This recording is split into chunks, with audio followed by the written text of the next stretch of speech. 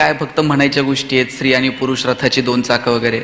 पण असं काही नाहीये की स्त्री आणि पुरुष ही सायकलची दोन चाकं आहेत असं म्हणायचे. मी म्हटलं का बरं तुम्ही असं म्हणता?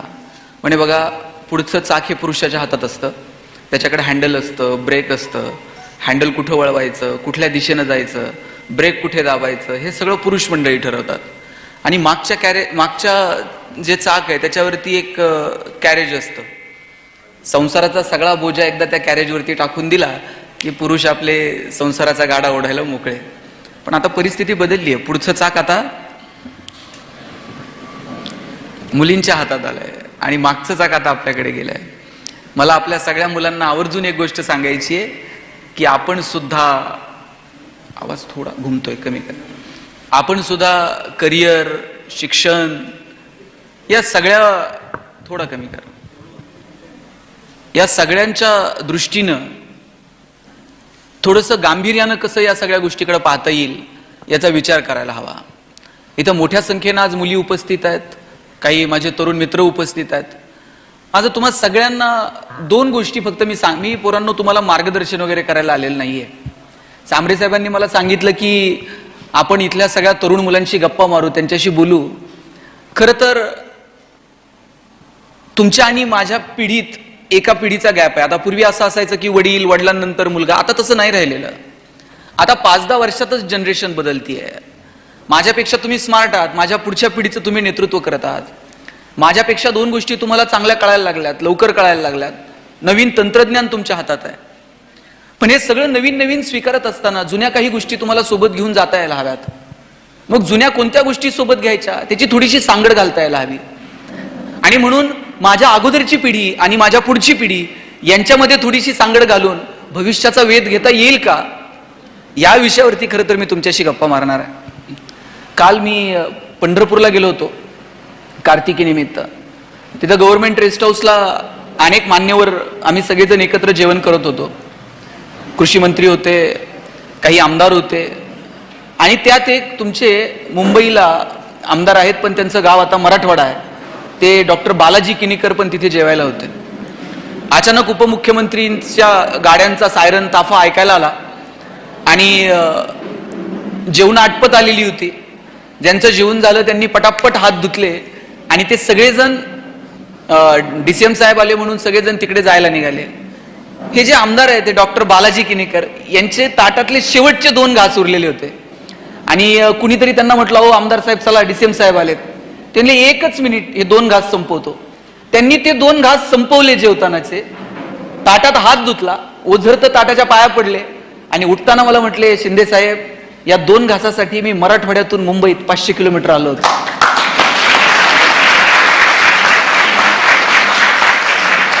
ते 2 शब्द ते बोलले आणि ते कालपासून आज प्रवासापर्यंत मी ते विसरू शकलो नाही की एक माणूस शेवटचे ते 2 घास संपवतो, ताटात एकही घास उष्टा टाकत नाही, ओझरतं उठता उठता ताटाच्या पाया पडतो आणि म्हणतो या 2 घासांसाठी आम्ही मराठवाडा सोडून 500 किलोमीटर मुंबईला आलो. पोरांनो, ही आधीची पिढी होती. ही आधीची पिढी अशी होती, ताटात उष्ट ठेवणार नाही. ही आधीची पिढी होती, घरात आलेल्या माणसाला जेवल्याशिवाय जाऊ देणार नाही. काटकसरी त्या सगळ्या लोकांनी प्रपंच केला. आता वडिलांना 500 रुपये पॉकेट मनी आपण सहज मागतो आणि वडिलांनाही वाटत असतं की अरे आम्हाला नाही मिळालं, चला आमच्या पोरांना ते मिळायला हवं. ते 500 रुपये खर्च करताना किंचितचाही विचार आमच्या मनात येत नाही, खरंच आम्ही हे अनाठाई खर्च करतोय का, खरंच हे खर्च करताना याची आम्हाला गरज आहे का. मी म्हणत नाही तुम्ही कंजूस सारखं वागा, पैसे खर्च करू नका, पण कुठे पैसे खर्च करायचे, कुठे वाचवायचे, काय जपायचं, काय टिकवायचं, मला वाटतं याचं थोडंसं तारतम्य जर मागे डोकावून आपल्याला घेता आलं ना तर आपलं भविष्य सुंदर असू शकेल. तुम्ही जुनी माणसं बघा आपल्या घरातली, पाण्याचा अर्धा ग्लास पिली आणि अर्धा ग्लास जर उरला तर असं रस्त्यावरती फेकत नव्हते. दारातल्या एखाद्या कुंडीला ओतायचे, कुठल्या तरी एखाद्या झाडाच्या बुडाशी ते पाणी घालायचे. पाण्याचा अर्धा ग्लास सुद्धा वायाला जाऊ नये ही आपल्या आधीच्या पिढीची मानसिकता होती. अहो एवढंच काय साहेब, घरात जर पाहुणे आले आणि पाहुणा जर जायला निघाला 2 दिवस मुक्काम करून, सगळं घर त्याला वाट लावायला जायचं आणि एसटीला वाट लावायला जर घरातली माणसं गेली आणि पाहुण्यानं बेल पडल्यानंतर गाडी पुढे गेली आणि पाहुण्यानं नुसता असा खिडकीतनं हात केला ना तरी सोडवायला आलेल्या माणसांचे डोळे पाणवत होते. इतकी माणसं भावनाशील होती, इतकी माणसं म्हणजे त्यांच्यामध्ये त्या भावना होत्या. आता मी बघतो अंत्यविधीला जरी लोक गेली ना, तिकडे प्रेत जळत असते, इकडे लोक मोबाईलमध्ये खेळत असतात. आपल्यातल्या भावना आपल्याला जिवंत ठेवाव्या लागतील. तुम्ही डॉक्टर व्हाल, तुम्ही इंजिनियर व्हाल, तुम्ही पैसे कमवाल, तुम्ही उद्योग व्यवसायात याल, पण आपल्यातला माणूस पण जिवंत आहे का? आपल्यातला माणूस जगतोय का? मला वाटतं या गोष्टींचा विचार करण्याची मित्रांनो ही वेळ आहे. काल मी पेपरला वाचत होतो, राजस्थानमध्ये बॉन्डवरती मागच्या 2 वर्षामध्ये 500 मुलींची विक्री झाली. भारताला स्वातंत्र्य मिळाल्यानंतर 75 वर्षांनी एखाद्या राज्यामध्ये 400-500 मुली अशा बॉन्ड करून विकल्या जाऊ शकतात. आम्ही माणूस म्हणून आहोत का? आम्ही कॉलेजला होतो त्यावेळेस APJ अब्दुल कलाम साहेबांची भाषणं आम्ही फॅन होतो. काय कलाम साहेबांचे विचार! कलाम साहेब म्हणायचे 2020 पर्यंत आपल्याला महासत्ता व्हायचंय, आणि भारावून गेली होती सगळी तरुण पोरं. एखादा राष्ट्रपती आपल्या एखाद्या वाक्यातून, एखाद्या भाषणातून सगळ्या तरुण पोरांना काय दिशा देऊ शकतो? मला हेवा वाटायचा, अरे कलाम साहेबांनी नुसतं सांगितलं 2020 पर्यंत आपल्याला महासत्ता व्हायचंय. आम्ही कॉलेजला होतो, महासत्ता कशाबरोबर खायची आम्हाला माहितही नव्हतं, काय असतं महासत्ता होणं म्हणजे.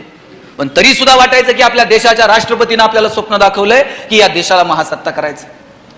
आणि मग जसं जसं मोठं होत गेलो, महासत्ता होण्यासाठी काय काय, मग कुठं ऐकलं की आपल्याकडे शस्त्रास्त्रांचा साठा एवढा असला पाहिजे, आपल्याकडे अन्नधान्य असं असलं पाहिजे, आपल्याकडे परकीय गंगाजळी अशी असली पाहिजे, आपल्याकडे निसर्ग पर्यावरण या संदर्भानं अशी संशोधनं झाली पाहिजेत, ही पावलं आपण उचलली पाहिजेत. हे सगळं आम्ही वाचत होतो. त्या दृष्टीनं भारत प्रयत्नही करतोय. आजही भारतानं अनेक क्षेत्रांमध्ये जगाला लाजवेल अशी प्रगती केलेली आहे. पण दुसऱ्या बाजूने मला आपल्याला सांगायचं की ही सगळी प्रगती आपण करत असताना आपल्यातलं माणूस पण जर हरून गेलं, आपल्याला निसर्ग कळाला नाही, आपल्याला समाज कळाला नाही, आपल्याला पर्यावरण, स्वच्छता, आरोग्य जर कळालं नाही, तर आम्ही ह्या प्रगतीला कुठे घेऊन जाणार आहोत? कुठल्या प्रकारचा विकास आम्हाला अपेक्षित आहे? आज जिजाऊ शिक्षण संस्थेच्या माध्यमातून का तुम्हाला विचार करायला आम्ही प्रवृत्त करतोय की बाबांनो, भविष्याकडे आम्ही जरा असे सताड उघडे ठेवून, डोळे उघडे ठेवून आम्ही आमच्या भविष्याकडे थोडंसं पाहिलं पाहिजे. काय आम्ही बघतोय आमचं भविष्य? हे बघा, भविष्य म्हणजे कुठं जाऊन हात दाखवून ते भविष्य त्याला किती कळतं मला माहित नाही, पण आपण पुढच्या 10 वर्षानंतर स्वतःला कुठं पाहतो? आपण पुढच्या 20 वर्षानंतर माझ्या गावाला, माझ्या जिल्ह्याला, माझ्या तालुक्याला, माझ्या देशाला आम्ही कुठं पाहतोय? तुम्ही एलॉन मस्क नाव ऐकलंय? ट्विटर विकत घेतलं. काल परवापासून तर एकदम मीडिया पे वो छा गए. ट्विटर मधून एवढ्यांची नोकरी जाणार, एवढ्यांना हे होणार, कंटिन्यू मीडियावरती एलॉन मस्क आहे. पण मी एलॉन मस्कचं एक भाषण ऐकत होतो. त्याच्या भाषणातले किती मुद्दे काय पुढे होतील, खरे ठरतील मला माहित नाही, पण एलॉन मस्कचं भाषण ऐकल्यानंतर मला ते शेअर करावं असं वाटलं तुमच्यासोबत. तो त्याच्या भाषणामध्ये असं सांगत होता, 2050 पर्यंत आम्ही आमच्या देशामधून विमानाचे प्रवास बंद करू आणि आम्ही रॉकेटनं प्रवास करू. रॉकेट लॉन्च करता येतं. एलॉन मस्क सांगत होता आम्ही ते लँड करू आणि इथून जर अमेरिकेत जायचं असेल तर 5 मिनिटात तुम्ही अमेरिकेला जाल, आम्ही रॉकेटचे प्रवास सुरू करू. तो सांगत होता 2050 पर्यंत आम्ही असे रस्ते तयार करू, त्या रस्त्यांवरून गाड्या धावतील आणि त्या गाडीची बॅटरी आपोआप चार्ज होईल. तिला कुठं पेट्रोल पंपावर घेऊन जायचं नाही, कुठं डिझेल टाकायचं नाही, कुठं प्लग लावायचं नाही. तो त्याच्या भाषणामध्ये सांगत होता आम्ही अशी घरं तयार करत आहोत, त्या घरांच्या भिंती सोलर पॅनलच्या असतील, ते घर स्वतःची एनर्जी स्वतः करेल, त्या घराला एनर्जीसाठी कुणावरती अवलंबून राहावं लागणार नाही. चला ते आणि याच्यावरती संशोधन अंतिम टप्प्यात आहेत. चला ते काय होईल ते भविष्यात कळेलच. पण तुम्ही एक विचार करा, त्या देशातले तरुण किमान हा विचार तर करतायत की 2050 पर्यंत आम्ही आमच्या देशाला इथे घेऊन जाऊ. आम्ही काय विचार करतोय? आमच्या डोक्यात अजूनही चाललंय 11 कसा टाकायचा. आम्ही का बदलणार नाही? का आम्ही वेगवेगळा विचार करू शकत नाही?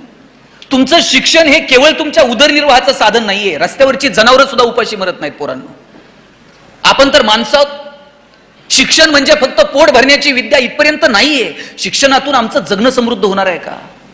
आमचं जीवन सुंदर होणार आहे का? आमचं शिक्षण हे समाजाभिमुख आहे का? आमच्या शिक्षणाचा समाजाला काही उपयोग आहे का? मला वाटतं हे प्रश्न आपण कधीतरी स्वतःला विचारायला नको. तुम्ही डॉक्टर व्हाल हो, पण तुम्हाला समाजाची नाडी कळते का? तुम्ही इंजिनियर व्हाल, पण तुम्ही समाज अभियंते होऊ शकाल का? साहेब, कितीतरी सिव्हिल इंजिनियर आहेत, त्यांना कळतं ठाण्यात किती रुपयानं प्लॉट घ्यायचा, किती FSI, किती TDR, किती रुपयानं फ्लॅट विकायचा, किती पैसे मिळवायचे.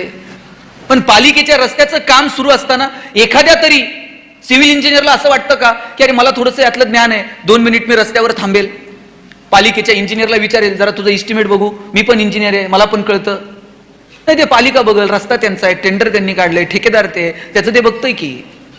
इंजिनियर म्हणून मला का वाटत नाही की रस्त्याच्या कामावरती 2 मिनिट मी उभं राहावं?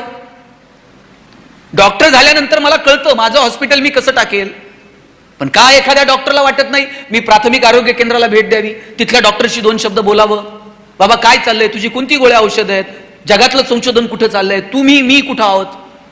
का आम्हाला आमचा देश आमचा वाटत नाही? का आम्हाला आमचा समाज आमचा वाटत नाही?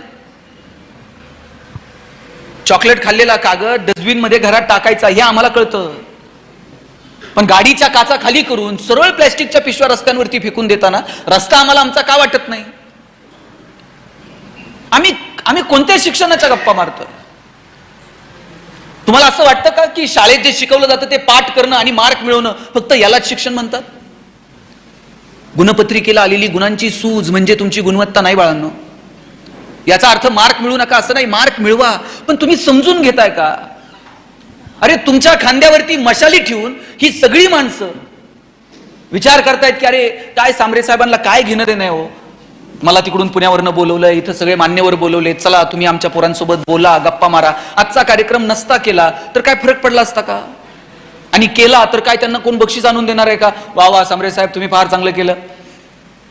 पण या माणसांना का वाटतं? त्यांना वाटतं कुणीतरी बोलावं, आमच्या पुढच्या पिढीसोबत आम्ही संवाद साधावा, आणि आम्ही फार हुशार आहोत आणि तुम्हाला ज्ञान सांगायला आलो असं नाहीये.